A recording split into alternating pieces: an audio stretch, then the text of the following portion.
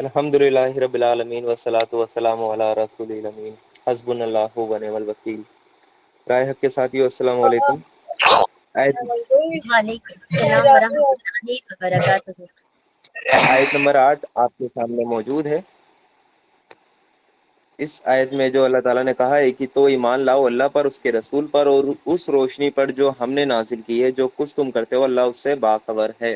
اس آیت پہ الحمدللہ وہ کافی اچھے سے مطالعہ ہوا تھا، اور جو اس آیت میں جو بات آنے کی تھی وہ جتنے بھی ساتھی آئے تھے کل سب نے اچھی طریقے سے رکھی تھی۔ اس آیت کو ایک بار دوبارہ سے اس کو ریکیپ کے ساتھ انشاءاللہ کچھ نئی باتیں ایڈ آن کر کے اس آیت کو مکمل کر کے انشاءاللہ اگلی آیت پہ جلد پہنچنے کی وہ کوشش کی جائے گی۔ یہاں ہم اوپر جو ہم پڑھتے ہوئے آ رہے ہیں کہ انسانی جو تاریخ ہسٹری میں جتنی بھی قومیں تباہ اور برباد ہوئی ہیں، ان سب کی بربادی کا جو اصل وجہ بتائی گئی ہے اوپر کی آیتوں میں ہم نے پڑھا ہے، وہ دو ہی ہیں۔ پہلی جو وجہ تھی ان کی وہ تھی رسولوں کا انکار، یعنی ان قوموں نے رسولوں کا انکار کیا۔ جو رسول ان کے پاس پیغام لے کر آئے انہوں نے ان کو جھٹلایا، پہلی وجہ ان کی تباہ اور برباد ہونے کی یہ تھی۔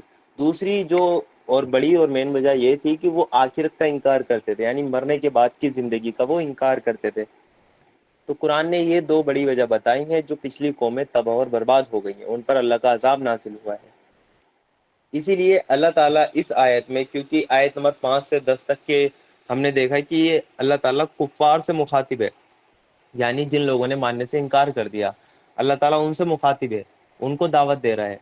تو اس لیے اللہ تعالیٰ نے ان کفار کو یہ دعوت دی ہے کہ جو پچھلی قومیں تباہ اور برباد ہو گئی، انہوں نے رسولوں کی بات کو نہیں مانا، انہوں نے آخرت کا انکار کر دیا، تم ان کی ڈگر پر چل کر اپنی شامت حال کو نہ بلا لو، تمہاری بھی شامت وہی ہو جائے گی۔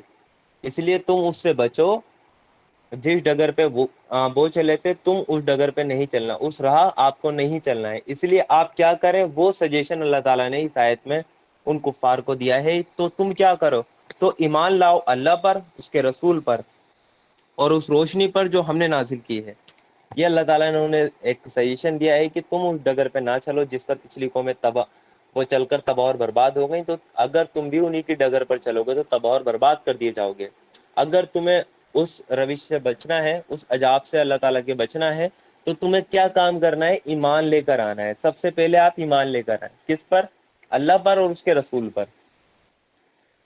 سب سے پہلا کام یہ کرنا ہے، اور اس روشنی پر جو اللہ تعالیٰ نے اتاری ہے۔ تو یہاں روشنی سے مراد جیسا کہ کل مطالعہ میں بھی بات آئی تھی کہ یہاں روشنی سے مراد قرآن ہے، بالکل یہاں روشنی سے مراد قرآن ہے، یعنی ایمان لانا ہے اللہ پر، اس کے رسول پر، اور جو اس نے کتاب نازل کی ہے، جو قرآن اس نے نازل کیا ہے، ان تین چیزوں پر ایمان لانا ہے بندے کو۔ ہم دیکھ لیتے ہیں کہ اللہ تعالیٰ پر ایمان کیا ہے۔ کیا اللہ تعالیٰ پر ایمان صرف اتنا ہے کہ ہم نے مان لیا کہ اس کائنات کا بنانے والا کوئی خدا ہے؟ کیا یہ اس پر ایمان مکمل ہوا؟ ایسے تو نان مسلم بھی مانتے ہیں۔ کیا کفار مکہ اللہ تعالیٰ کا انکار کرتے تھے؟ نہیں کرتے تھے۔ ان کے جو نام ہوتے تھے عبداللہ ہوا کرتے تھے، یہاں تک کہ اللہ کے رسول صلی اللہ علیہ وسلم کے والد صاحب کا نام کیا تھا؟ عبداللہ، اللہ کا بندہ۔ تو وہ اللہ تعالیٰ کو تو مانتے تھے، لیکن اللہ تعالیٰ کے ساتھ وہ شریک ٹھہرا لیا کرتے تھے۔ اپنے جو دیوی دیوتا تھے، اپنے جو ان کے بت تھے، جو لات عزا منات تھے، ان کو اللہ تعالیٰ کے ساتھ شریک وہ کر لیا کرتے تھے۔ وہ یہ کہتے تھے کہ اللہ تعالیٰ تو بڑی ہستی ہے، اللہ تعالیٰ تک ہماری رسائی نہیں ہو سکتی، اس لیے یہ ہمارے بیچ میں میڈیٹر ہیں، یہ سفارشی ہیں۔ اگر ہم ان کو خوش کریں گے تو یہ ہماری بات، ہماری عرضی اللہ تعالیٰ تک لگائیں گے، تو وہ پھر ہماری بات سنے گا۔ ان کا شرک اس نوعیت کا تھا، یعنی وہ اس بات میں شک نہیں تھا انہیں کہ اس کائنات کو بنانے والا اللہ ہے یا نہیں ہے۔ وہ مانتے تھے اس کائنات کو بنانے والا اللہ ہے، وہ اللہ کی قسم بھی کھایا کرتے تھے۔ اور وہ حج جو بیت اللہ تھا، جو کعبہ تھا، اس کو یہ بھی مانتے تھے کہ اللہ تعالیٰ کا گھر ہے، پھر بھی اس میں 360 بت رکھ رکھے تھے انہوں نے۔ کیوں رکھ رکھے تھے؟ یہ اللہ تعالیٰ کے ہمارے سفارشی ہیں، یہ میڈیٹر ہیں، اللہ تعالیٰ تک ہماری بات رسائی وہ ڈائریکٹ نہیں ہو سکتی۔ تو ان کا یہ شرک تھا۔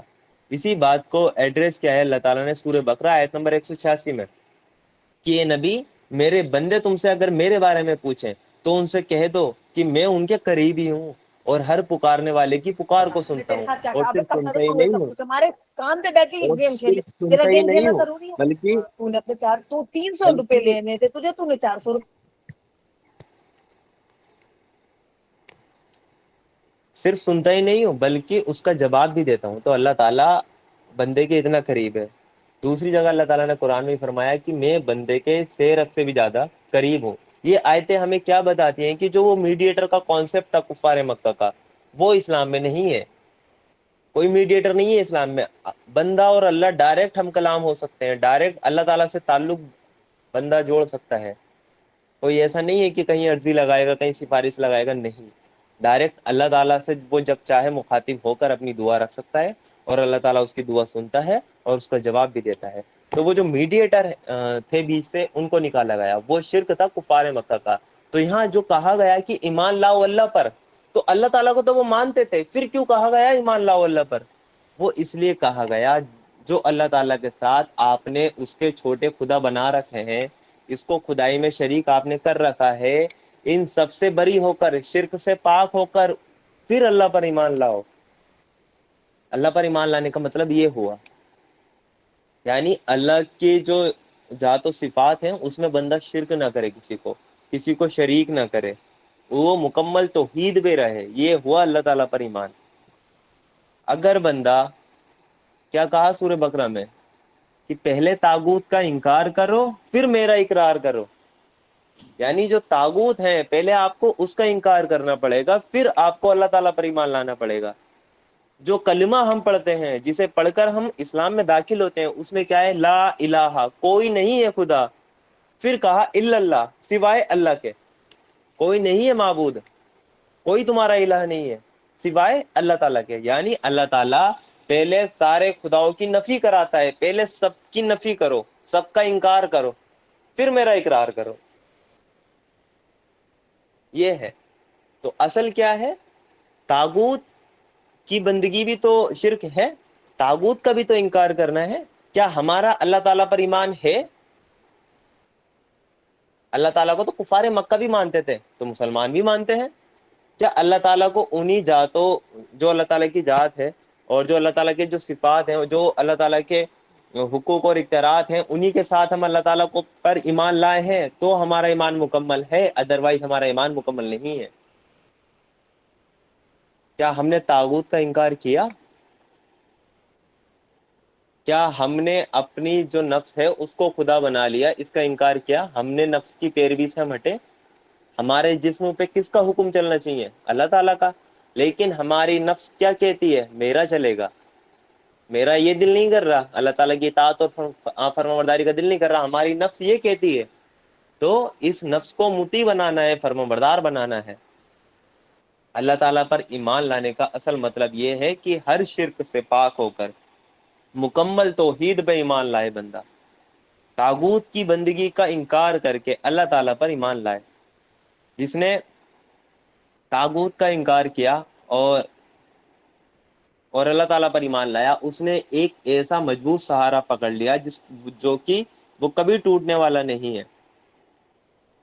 اور ایمان والے اللہ کی راہ میں لڑتے ہیں اور کفار طاغوت کی راہ میں لڑتے ہیں. تو ہمیں دیکھنا چاہیے کہ ہم ایمان والے ہیں، ایمان والوں کی صف میں ہیں تو ہم اللہ تعالیٰ کی راہ میں لڑتے ہیں، اور جو کفار ہیں، جو انکار کرنے والے ہیں، وہ طاغوت کے لیے لڑتے ہیں.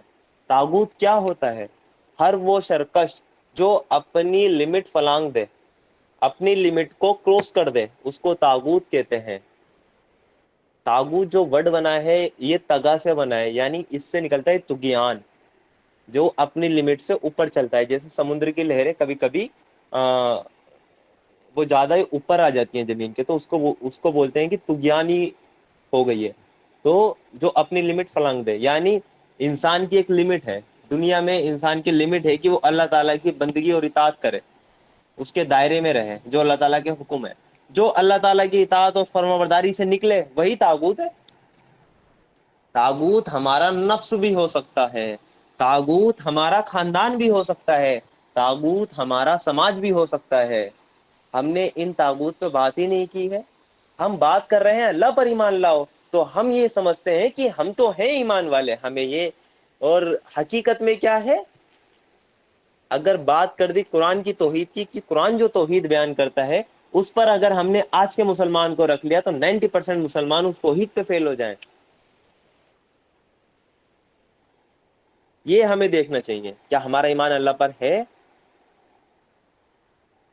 صرف ایک ہی ورڈ ہے طاغوت، اگر اس کا آپ نے انکار کر دیا، کیونکہ اس میں ہر وہ سسٹم آ گیا جو اللہ تعالیٰ کے مخالف ہے، ہر وہ رسم و رواج اس میں آ گئی جو اللہ تعالیٰ کے حکم کے خلاف ہے۔ کسی کا نفس طاغوت بن جاتا ہے، وہ کہتا ہے میرے اللہ تعالیٰ کے قانون کو میں نہیں مانتا، تو وہ اس کا نفس طاغوت ہے۔ کسی کا سماج طاغوت بن جاتا ہے، وہ اللہ تعالیٰ کے حکم کے اگینسٹ حکم دیتا ہے کہ یہ کرے، اور پھر اس کو فورسفلی امپلیمنٹ بھی کرتے ہیں، تو وہ بھی سماج بھی طاغوت ہے۔ کسی کا خاندان طاغوت بن جاتا ہے کہ ہمارے خاندان میں تو یہ پرمپرائیں ہوتی ہوئی چلی آ رہی ہیں، ہم تو نہیں ہاں بدل سکتے، اس کا خاندان طاغوت ہے۔ کسی کا ملک میں حکمران طاغوت ہو سکتے ہیں جو اللہ تعالیٰ کی شریعت، اللہ تعالیٰ کے نظام کو امپلیمنٹ نہ کر کے اپنا قانون چلائیں، تو وہ طاغوت ہو سکتے ہیں، بھلے ہی ان کا نام محمد بن سلمان ہو، بھلے ہی ان کا نام کیا آگے اردو نام ہو، بھلے ہی ان کے عربک والے نام ہو، بھلے ہی وہ کنٹری میں 100% مسلمان رہتے ہیں، لیکن وہ اللہ تعالیٰ کے قانون کو نافذ نہیں کر رہے ہیں اور اپنا قانون اس کنٹری میں چلا رہے ہیں، تو وہ بھی طاغوت ہے، وہ سب سے بڑا طاغوت ہے۔ یہ چھوٹے طاغوت ہیں، ہماری نفس ہے، ہمارے خاندان ہے، ہماری پرمپرائیں ہیں، ہمارا سماج ہے۔ تو اللہ تعالیٰ کہتا ہے پہلے ان سب کا انکار کرو اور پھر میرا اقرار کرنا۔ تو کیا ہم نے ان کا انکار کیا؟ کیا ہم نے اپنی نفس سے کہا کہ میرے اوپر تیرا حکم نہیں چلے گا، میرے رب کا حکم چلے گا؟ کیا کہا؟ کیا ہم نے اپنے خاندان میں کہا کہ میرا ہر ایک کام اللہ تعالیٰ کے حکم کے مطابق ہوگا، چاہے میرا نکاح ہو، چاہے میری چھوٹی سے چھوٹی چیز ہو، ایک ایک چیز اسلام کے دائرے میں رہے گی؟ اگر گھر والے اس کے اگینسٹ ہیں تو گھر والے طاغوت ہیں، ان کا انکار کرنا پڑے گا، نہیں مانیں گے ہم آپ کی، ہم شرک نہیں کریں گے اللہ تعالیٰ کی توحید کے ساتھ۔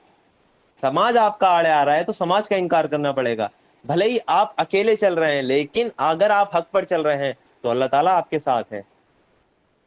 تو یہ ہوا مکمل اللہ تعالیٰ پر ایمان۔ ہمیں جتنے بھی جھوٹے خدا ہیں، جتنے بھی میڈیٹر ہیں بیچ کے، جو سفارش جو اللہ تعالیٰ اور بندے کے درمیان میڈیٹر ہونے کا دعویٰ کر رہے ہیں، ان سب کا انکار کرنا پڑے گا۔ کوئی میڈیٹر نہیں ہے، کوئی طاغوت نہیں ہے، کوئی خاندان نہیں ہے، کوئی ہماری نفس کی نہیں چلے گی ہمارے اوپر۔ پھر ہم اللہ تعالیٰ پر ایمان لائیں، یہ ہوا اللہ تعالیٰ پر ایمان۔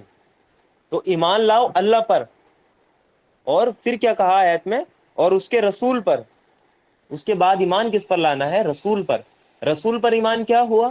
کیا صرف ہم نے یہ کہہ دیا کہ محمد صلی اللہ علیہ وسلم اللہ تعالیٰ کے سچے پیغمبر ہیں اور وہ رسول ہیں اور آخری پیغمبر ہیں؟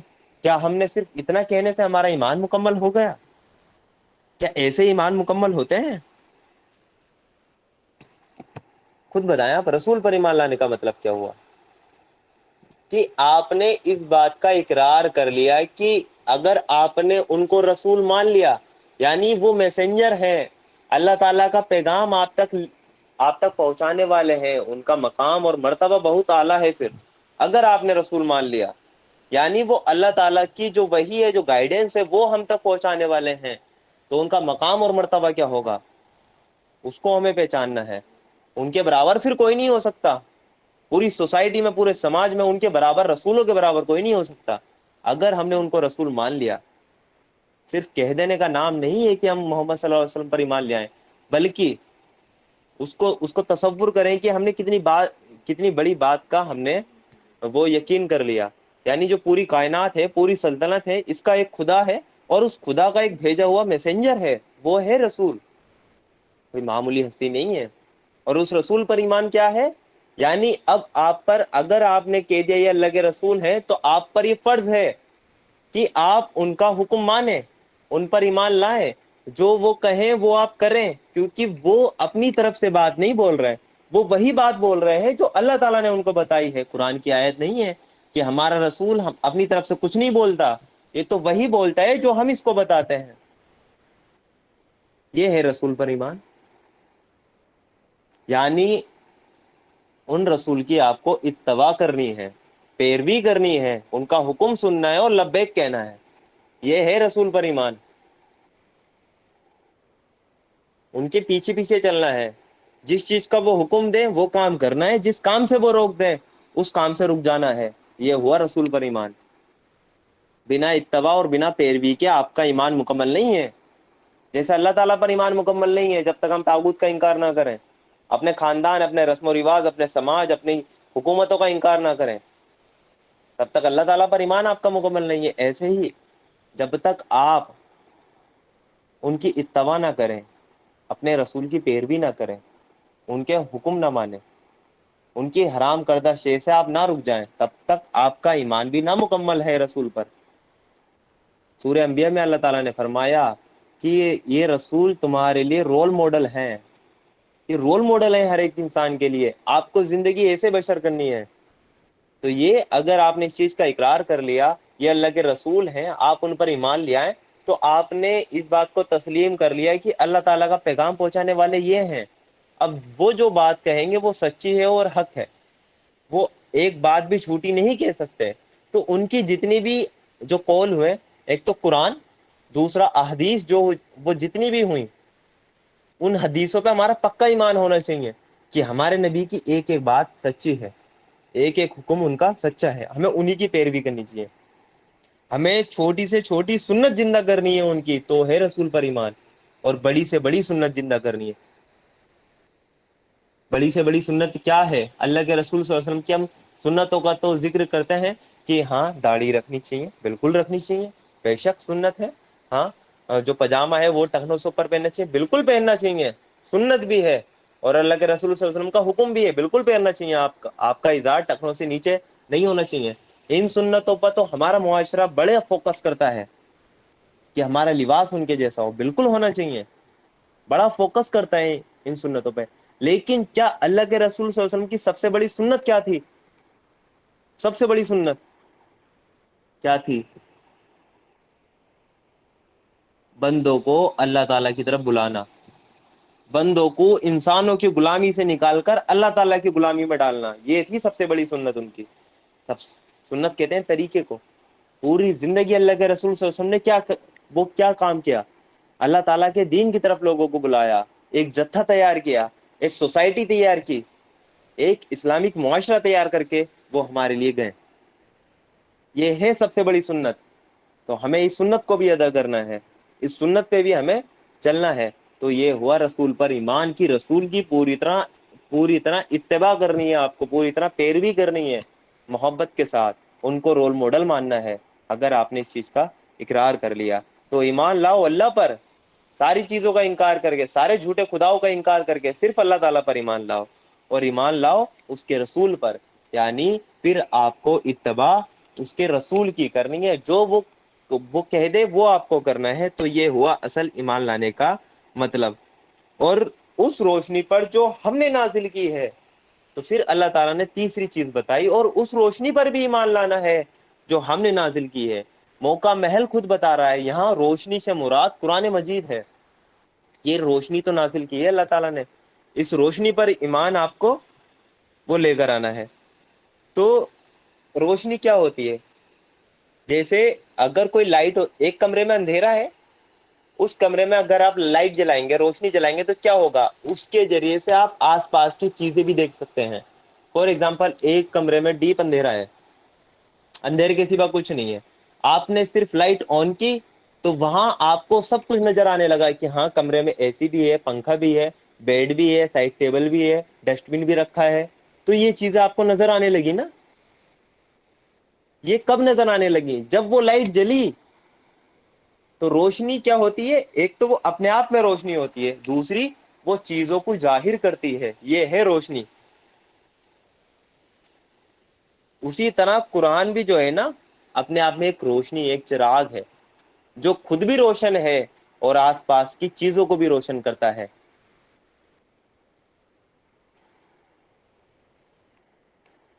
اور یہ چراغ اگر جس شخص کے پاس بھی ہوگا، یہ روشنی، قرآن کی روشنی اگر کسی بھی شخص کے پاس ہوگی، تو وہ کیا ہے؟ تو کیا وہ کبھی اندھیروں میں ٹھوکر کھا کر گر سکتا ہے؟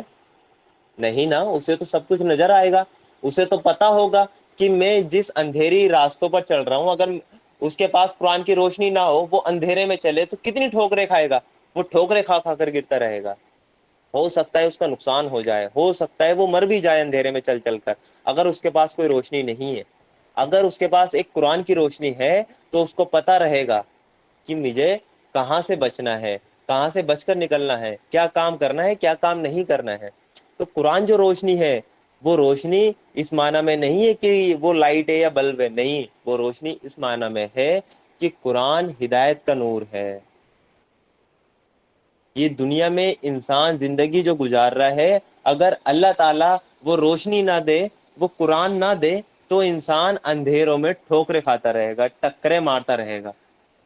لیکن جس شخص کے پاس بھی قرآن موجود ہو، قرآن کی روشنی موجود ہو، وہ اس دنیا میں کبھی بھی ٹکریں نہیں مارے گا، اس کو پتہ رہے گا کیا چیز صحیح ہے اور کیا چیز غلط ہے، کیا چیز گمراہی پر لے کر جا رہی ہے اور کیا چیز ہمیں سیدھے راستے پر رکھ رہی ہے۔ تو قرآن ایک روشنی ہے، اور ایسی روشنی ہے کہ اس سے انسان یہ دیکھ سکتا ہے کہ زندگی گزارنے کا صحیح طریقہ کیا ہے۔ قرآن کے علاوہ کیا ہوتا ہے؟ اندھیرا ہی اندھیرا ہے، گمراہیاں ہی گمراہیاں ہیں۔ تو اس گمراہیوں سے، اس اندھیرے سے آپ کو بچنا ہے، اس اندھیرے سے، اس گمراہیوں سے آپ کو بچنا ہے۔ اور قرآن میں یہ جگہ جگہ فرمایا گیا ہے کہ قرآن کو اللہ تعالیٰ نے نور کہا ہے جگہ جگہ۔ سورہ نیسا آیت نمبر 104 میں، سورہ نیسا آیت نمبر 174 میں اللہ تعالیٰ نے فرمایا، لوگوں تمہارے رب کی طرف سے تمہارے پاس کھلی دلیل آ گئی ہے، اور ہم نے تمہاری طرف ایسی روشنی بھیج دی ہے جو تمہیں صاف صاف راستہ دکھانے والی ہے۔ تو اس آیت میں بھی جو اللہ تعالیٰ نے روشنی بھیجی ہے، جو نور بھیجا ہے، اس سے بھی مراد قرآن ہے۔ اور وہ کیا کرتی ہے، اس کا کام کیا ہے؟ وہ تمہیں صاف صاف راستہ دکھانے والی ہے۔ وہ جو روشنی ہے، وہ جو قرآن ہے، تمہیں صاف صاف راستہ دکھانے والا ہے۔ اس قرآن کے علاوہ تمہیں کوئی راستہ نہیں دکھا سکتا، کوئی راستہ نہیں بتا سکتا۔ تو یہ قرآن ایک ایسا راستہ ہے، ایسی روشنی ہے جو ہمیں صاف صاف راستہ دکھاتی ہے۔ کوئی ٹیڑھ کا، کوئی ایسا الٹا سیدھا راستہ نہیں بتاتا، بالکل صاف صاف جو حق کے مطابق ہوتا ہے۔ سورہ شورا، سورہ نمبر 42 ہے، اس میں آیت نمبر 52 میں بھی اللہ تعالیٰ نے فرمایا، اور اسی طرح اے نبی صلی اللہ علیہ وسلم، ہم نے اپنے حکم سے ایک روح تمہاری طرف وحی کی ہے، ایک روح تمہاری طرف وحی کی ہے۔ تمہیں کچھ پتا نہ تھا کہ کتاب کیا ہوتی ہے اور ایمان کیا ہوتا ہے، مگر اس روح کو ہم نے ایک روشنی بنا دیا جس سے ہم راستہ دکھاتے ہیں اپنے بندوں میں سے جسے چاہتے ہیں، یقیناً تم سیدھے راستے کی طرف رہنمائی کر رہے ہو۔ تو اس آیت میں بھی اللہ تعالیٰ نے اس روشنی کو، قرآن کو روح بھی کہا ہے اور روشنی بھی کہا ہے۔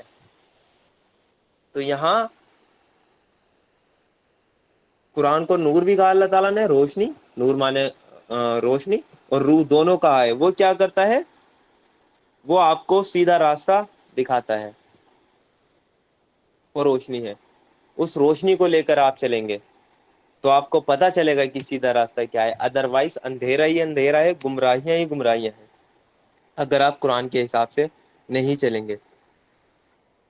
سورہ مائدہ آیت نمبر 15 میں بھی اللہ تعالیٰ نے فرمایا ہے، ایک کتاب والو یعنی اہل کتاب سے یہ کتاب اللہ تعالیٰ نے کیا ہے، ہمارا رسول تمہارے پاس آ گیا ہے جو خدائی کتاب کی بہت سی ان باتوں کو تمہارے سامنے کھول رہا ہے جن پر تم پردہ ڈالا کرتے تھے۔ یعنی جو پچھلی جو کتابوں میں باتیں تھیں، ان کے اسکالرز اس کو چھپایا کرتے تھے، حق کو چھپاتے تھے، اس لیے ان کو کافر کہا تھا۔ حق کو چھپانے والا بھی کافر ہوتا ہے۔ تو ان باتوں کو وہ رسول کھول رہے جن باتوں پر تم پردہ ڈالا کرتے تھے، اور بہت سی باتوں سے اندیکھا بھی کر جاتا ہے، اور تمہارے پاس اللہ کی طرف سے روشنی آ گئی ہے اور حق دکھانے والی، ایک حق دکھانے والی اللہ تعالیٰ کی طرف سے روشنی آ گئی ہے۔ تو یہ ہے جو کہ حق دکھانے والی ہے، سیدھا راستہ تمہیں دکھانے والی ہے۔ تو یہ دیکھیں قرآن کو کتنی جگہ اللہ تعالیٰ نے نور کہا ہے۔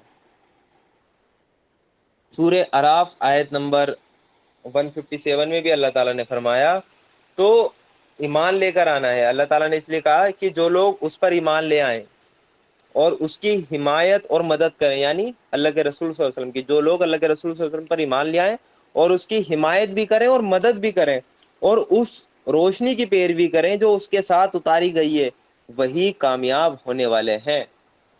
تو قرآن جو روشنی ہے نا، اس کی پیروی بھی کرنی ہے، اور جو لوگ پیروی کریں گے، اللہ کے رسول صلی اللہ علیہ وسلم پر ایمان لائیں گے اور ان کے ساتھ جو روشنی اللہ تعالیٰ نے یعنی کہ قرآن اتارا ہے، اس کے اس کی پیروی کریں گے تو وہی کامیاب ہونے والے لوگ ہیں، وہ ہیں سکسیسفل لوگ جو آخرت میں سکسیسفل ہو جائیں گے۔ اور اصل کامیابی کیا ہے؟ سورہ آل عمران میں اللہ تعالیٰ نے کیا فرمایا؟ جو شخص جہنم سے بچا لیا گیا اور جنت میں داخل کر دیا گیا وہی کامیاب ہے۔ جہنم سے بچا لیا گیا اور جنت میں داخل کر دیا گیا، وہ ہے کامیاب، یہ ہے اصل کامیابی۔ تو یہاں پر کامیابی سے مراد وہی کامیابی ہے کہ اگر آپ کو جہنم سے بچنا ہے تو جو روشنی اللہ تعالیٰ نے اپنے حبیب محمد صلی اللہ علیہ وسلم پر نازل کی ہے، قرآن، اس کی آپ کو پیروی کرنی پڑے گی، اس روشنی کے حساب سے آپ کو چلنا پڑے گا۔ تو روشنی سے ہم نے سمجھ لیا کہ یہ کیا ہے، کہ بہت سی ایسی گمراہیاں ہوتی ہیں سماج میں، پگڈنڈیاں ہوتی ہیں کہ انسان کو نہیں پتہ چل پاتا کہ زندگی گزارنے کا صحیح طریقہ کیا ہے۔ انسان رول اینڈ ریگولیشن بناتا ہے اور پھر اس میں دیکھتا ہے کہ اس میں تو غلطیاں ہیں، خامیاں ہیں، تو بار بار ٹھوکریں کھاتا ہے انسان، پھر بار بار اسے اپنے جو قانون وہ بناتا ہے اس میں کیا کرنے پڑتے ہیں؟ امینڈمنٹ۔ انڈین کانسٹیٹیوشن 1947 میں دیش آزاد ہوا، 1949 میں ہمارا کانسٹیٹیوشن بنا، انڈین کانسٹیٹیوشن جو بنا 1949 میں بنا، اور تب سے لے کے اب تک کتنے سال ہوئے؟ 75 اس کو ابھی تک کے سال ہوئے اس کانسٹیٹیوشن کو، اور پتہ ہے اس میں کتنے امینڈمنٹ ہو چکے ہیں، کتنے سنشودھن اس میں ہو چکے ہیں؟ 106 کے سم تھنگ اس میں وہ سنشودھن اب تک ہو چکے ہیں۔ سنشودھن کا مطلب کیا ہوتا ہے؟ پچھلے قانون میں یہ غلطی تھی، اس کو تھوڑا امپروو اور کرو، اس میں یہ غلطی تھی، تھوڑا امپروو اور کرو، اس کو ہٹاؤ، یہ ہمارا ڈیسیژن غلط تھا، اس کی جگہ یہ لاؤ، یہ ہوتے ہیں امینڈمنٹ، سنشودھن۔ 106 سنشودھن 75 سالوں میں کر دیے، ابھی تک بھی پرفیکٹ قانون نہیں بنا ان سے۔ سمجھ رہے ہیں آپ؟ کیوں؟ کیونکہ جو روشنی اللہ تعالیٰ کی طرف سے ہے اس کی اگر آپ پیروی نہیں کریں گے تو کیا ہوگا؟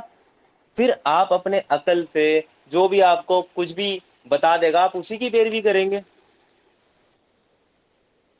دیکھیں، دو شخص ہیں، ایک شخص، ایک پل ہے، اس پل کے نیچے مان لیجئے کہ اس پل کے نیچے سمندر ہے، اور سائڈ میں کوئی ریلنگ وغیرہ بھی نہیں ہے، اور صرف 1 فٹ کا وہ پل ہے، یعنی انسان صرف سیدھا چل سکتا ہے، اور اندھیرا ہے۔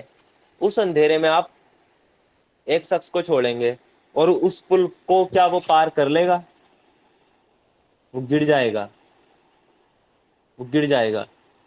اور اس اندھیرے میں اس کو کوئی بھی شخص آ کر کہے گا کہ بھائی مجھے راستہ پتہ ہے، میرے پیچھے پیچھے چلو، تو وہ شخص کیا کرے گا؟ اس کے پیچھے پیچھے چل دے گا، اس پر بھروسہ کر لے گا۔ لیکن جس شخص کے پاس روشنی ہو، ٹارچ ہو، لائٹ ہو، وہ تو بڑی آسانی سے پار کر دے گا۔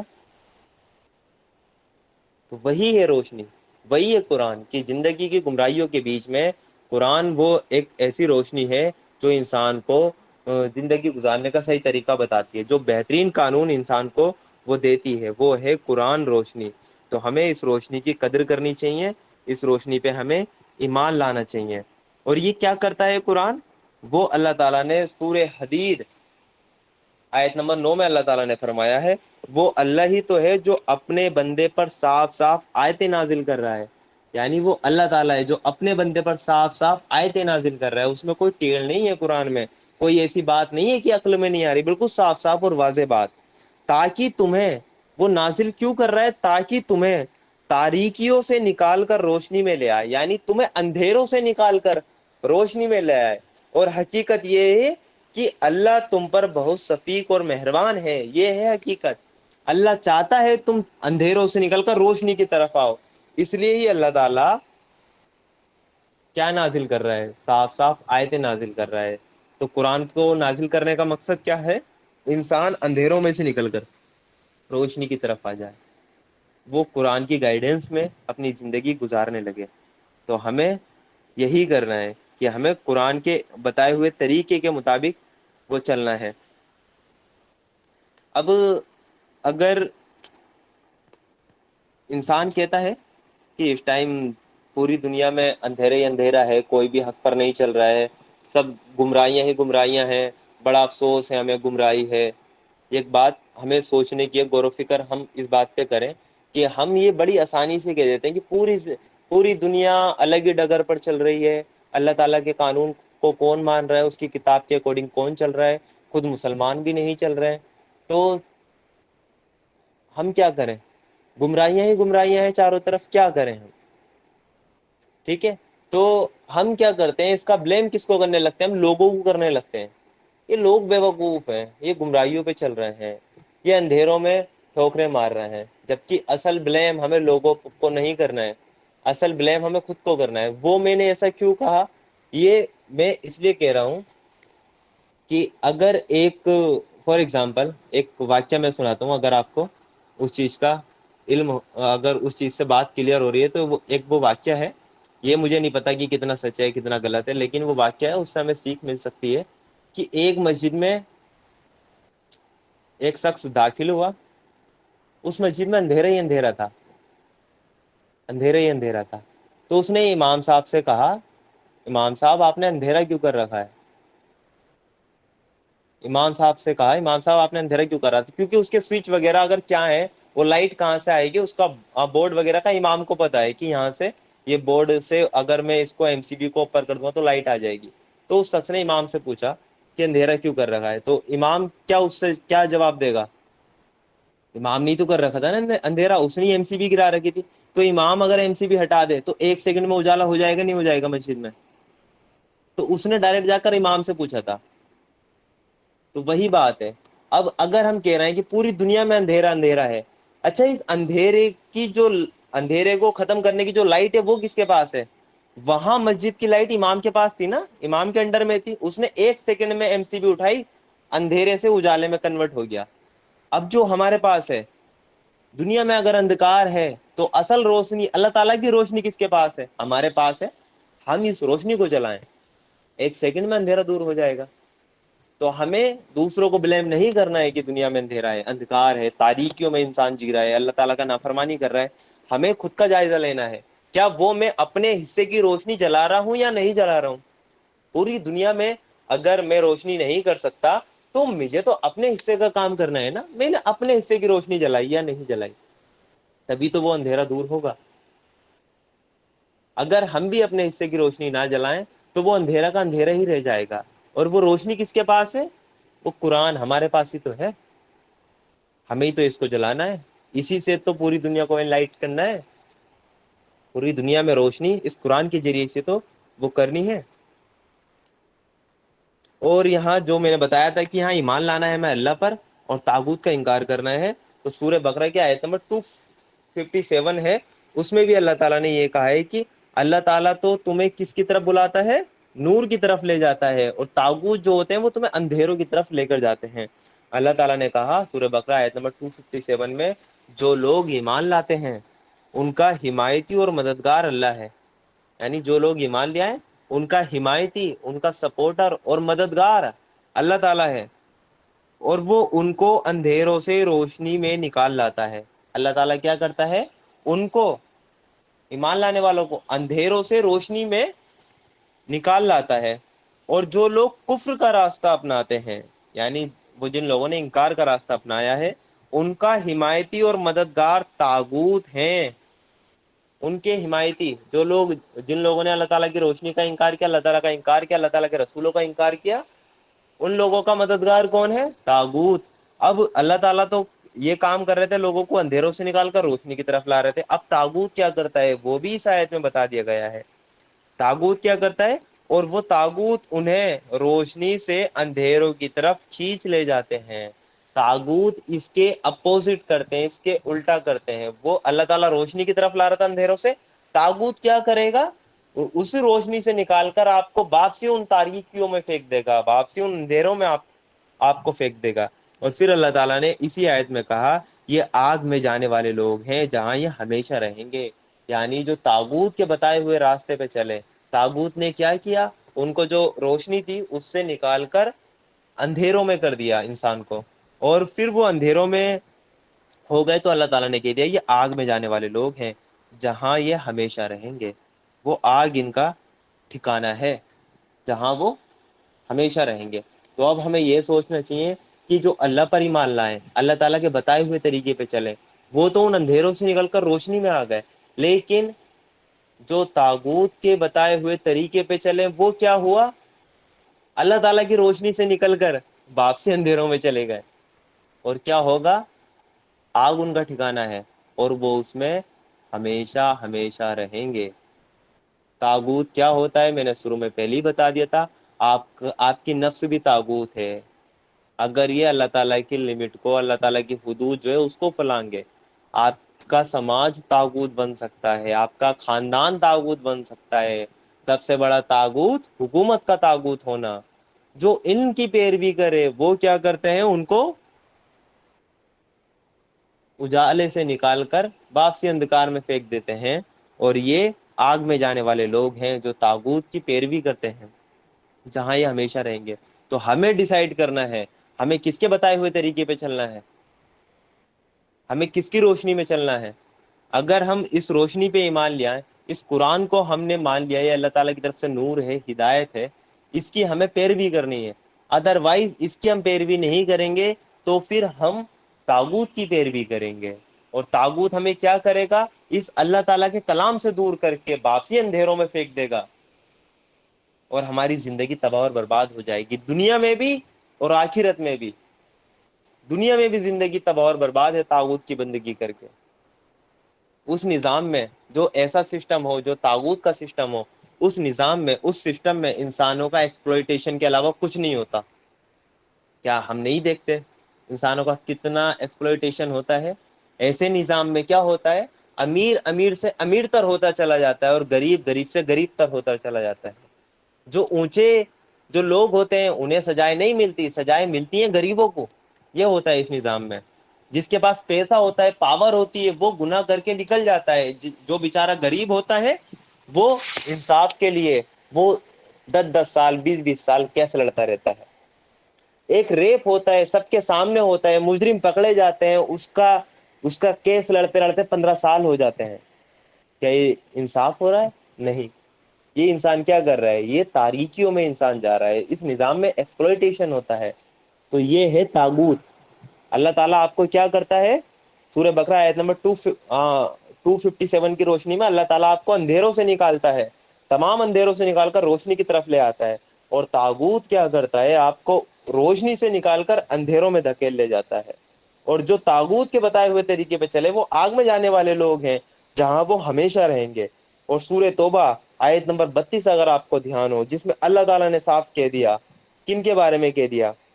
جو یہ طاغوت ہے، جو طاغوت کی پیروی کرنے والے لوگ ہیں، جو انکار کرنے والے لوگ ہیں، ان کے بارے میں اللہ تعالیٰ نے کہہ دیا سورہ توبہ آیت نمبر 32 میں، یہ لوگ چاہتے ہیں کہ اللہ کی روشنی کو اپنی پھوکوں سے بجھا دیں، مگر اللہ اپنی روشنی کو مکمل کیے بغیر ماننے والا نہیں ہے، چاہے انکار کرنے والوں کو یہ کتنا ہی ناپسند ہو۔ یعنی یہ لوگ کہتے ہیں، جو طاغوت ہیں، جو اللہ تعالیٰ کے باغی ہیں، سرکش ہیں، یہ لوگ کہتے ہیں اللہ کی روشنی کو اپنی پھوکوں سے بجھا دیں۔ اللہ کی روشنی کیا ہے؟ یہ قرآن ہی تو اللہ تعالیٰ کی روشنی ہے، اس کو اپنی پھوکوں سے بجھا دیں۔ یعنی وہ اس روشنی کو بجھا نہیں پائیں گے۔ جیسے ایک آگ کا الاؤ ہو، اس میں اگر کوئی انسان پھونک مارے گا تو اس سے کیا ہوگا؟ وہ آگ اور بھڑکے گی، بجھ کوئی جائے گی آپ کی ذرا سی پھونک سے۔ تو اللہ تعالیٰ ان کی مثال دے رہا ہے، یہ چاہتے ہیں کہ اللہ تعالیٰ کی روشنی کو اپنی پھوکوں سے بجھا دے۔ پھر اللہ تعالیٰ نے کیا کہا؟ مگر اللہ اپنی روشنی کو مکمل کیے بغیر ماننے والا نہیں ہے۔ اللہ تعالیٰ اس روشنی کو مکمل کر کر رہے گا۔ یہ جو قرآن ہے اس کے اکارڈنگ ایک سوسائٹی قائم وہ کر کے رہے گا، چاہے انکار کرنے والوں کو کتنا ہی ناپسند ہو۔ یہ ہے سورہ توبہ آیت نمبر 32۔ آیت نمبر 33 میں اللہ تعالیٰ نے فرمایا اس کے جسٹ بعد، میں نے اپنے نبی کو بھیجا ہدایت اور سچا دین دے کر، تاکہ اسے تمام کے تمام ادیان پر، تمام کے تمام سسٹم پر، تمام کے تمام دین پر غالب کر دے، چاہے مشرکین کو یہ کتنا ہی ناگوار ہو۔ یہ ہے اصل اللہ کے رسول صلی اللہ علیہ وسلم کا مشن، کہ اس کو تمام ادیان پر، تمام دینوں پر غالب کرنا ہے۔ کس کو غالب کرنا ہے؟ جو ہدایت اور سچا دین اللہ تعالیٰ نے دے کر بھیجا ہے۔ وہ ہدایت اور وہ سچا دین کہاں ہے؟ وہ ہے قرآن مجید، وہی تو ہے قرآن۔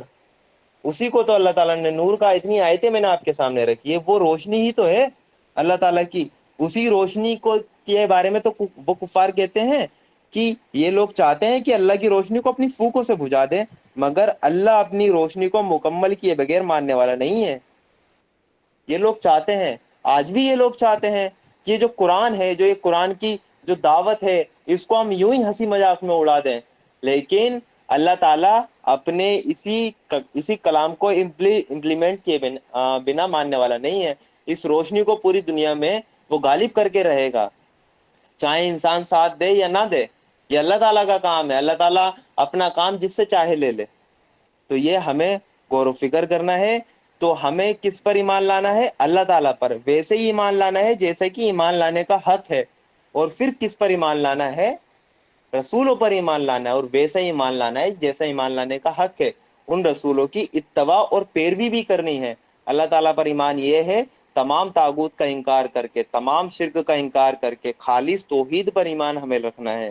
رسول پر ایمان یہ ہے کہ ہمیں رسول پر صرف کہنا نہیں ہے زبان سے کہ وہ ہمارا ان پر ایمان ہے، بلکہ ان کی اتباع کرنی ہے، ان کی پیروی کرنی ہے، ان کو رول ماڈل بنانا ہے، زندگی کے ہر شعبے میں ان سے رہنمائی ہمیں حاصل کرنی ہے۔ یہ ہوا رسول پر ایمان۔ اور اس روشنی پر ایمان جو ہم نے نازل کی ہے، اس روشنی سے مراد یہ قرآن ہے، اس پر ہمارا ایمان ہونا چاہیے کہ یہ روشنی اللہ تعالیٰ نے نازل کی ہے۔ یہ روشنی وہی ہے جو ہمیں سیدھا راستہ دکھاتی ہے، صاف صاف باتیں اس میں ہیں، کوئی ٹیڑھ کی بات اس میں نہیں موجود ہے، عقل میں آنے والی ساری باتیں ہیں قرآن کریم میں۔ تو ہمیں اس پہ ایمان لانا ہے۔ ایمان لانے کا مطلب کیا ہوا؟ اس کے اکارڈنگ اپنے عمل بھی کرنے ہیں، قرآن کی ہدایت کے مطابق آپ کے عمل بھی ہونے چاہیے۔ پھر اللہ تعالیٰ نے اس آیت میں لاسٹ میں کہا ہے اور جو کچھ تم کرتے ہو اللہ اس سے باخبر ہے۔ یعنی اللہ تعالیٰ نے یہ بات تو کفار مکہ سے کی ہے کہ ایمان لانا ہے، اللہ پر ایمان لے آؤ، رسولوں پر لے آؤ، اور اس روشنی پر یعنی قرآن پر ایمان لے آؤ جو اللہ تعالیٰ نے نازل کی ہے۔ اور اس کے بعد اللہ تعالیٰ نے کہہ دیا ہے کہ جو کچھ تم کرتے ہو اللہ اس سے باخبر ہے، یعنی اللہ تعالیٰ کو ہر بات کا علم ہے۔ اب اللہ تعالیٰ نے آپ کو واضح طور پر ہدایت بتا دی، واضح طور پر اللہ تعالیٰ نے آپ کو راستہ بھیج دیا۔ پہلے آپ گمراہیوں میں تھے، اندھیروں میں تھے، اللہ تعالیٰ نے آپ کے لیے روشنی کا انتظام کر دیا، نبی بھیج کر، قرآن بھیج کر۔ اب جو اس روشنی کی طرف نہ آئے تو وہ اپنا نقصان خود کر رہا ہے۔ تو یہ پھر اللہ تعالیٰ نے کہا، یہ جو آیت کا اگلا پارٹ ہے، یہ پھر اللہ تعالیٰ نے اس لیے کہا جو کچھ تم کرتے ہو اللہ اس سے باخبر ہے، یعنی اللہ تعالیٰ کو علم ہے، اللہ تعالیٰ اس بات کو جانتا ہے کہ ہدایت واضح ہونے کے بعد آپ اس پر ایمان لے کر آئیں گے یا نہیں آئیں گے۔ اللہ تعالیٰ تمہاری کرتوتوں کو جانتا ہے۔ اگر ہدایت واضح ہونے کے بعد، آپ کو سیدھا راستہ پتہ چلنے کے بعد آپ اس ہدایت کی روشنی میں نہیں چلے تو اللہ تمہاری ایک ایک بات سے باخبر ہے۔ اللہ تعالیٰ کو ہر بات کا علم ہے کہ تم نہیں چل رہے ہیں، تم پر ہدایت واضح ہو گئی پھر بھی تم اس ہدایت پہ نہیں چل رہے ہیں۔ تو یہ ہمیں دیکھنا ہے کہ اللہ تعالیٰ ہر ایک چیز سے باخبر ہے۔ یہ آیت ہمیں یہ سندیش دیتی ہے کہ ہمیں اپنا ایمان اللہ تعالیٰ پر مکمل رکھنا ہے، اس کے رسول پر ایمان رکھنا ہے، ان کو اللہ کے رسول صلی اللہ علیہ وسلم کو رول ماڈل ہمیں بنانا ہے، اور اس قرآن پر ہمارا ایمان مکمل ہونا چاہیے۔ اس قرآن کا کارنامہ یہ ہے، اس قرآن کا کام یہ ہے کہ یہ ہمیں اندھیروں سے نکال کر روشنی کی طرف لاتا ہے۔